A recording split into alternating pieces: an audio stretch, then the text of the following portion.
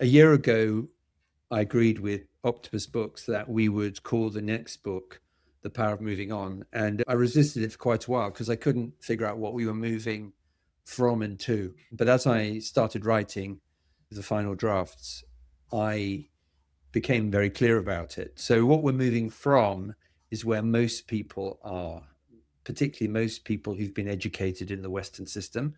Most of us have been conditioned to believe that we are bodies and minds, body minds, and we've been conditioned to think a lot. So we're constantly operating from our minds.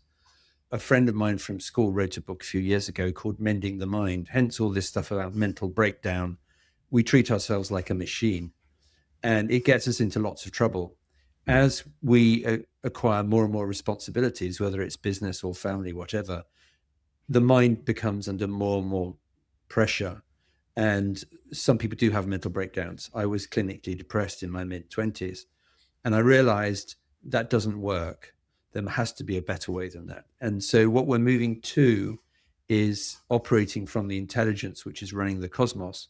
So if we look at trees growing, birds flying, the fact that cars generally navigate the streets without crashing into each other, we realize that there is something extremely intelligent going on, and we can tune into that. In fact, we are that. We are this cosmic intelligence.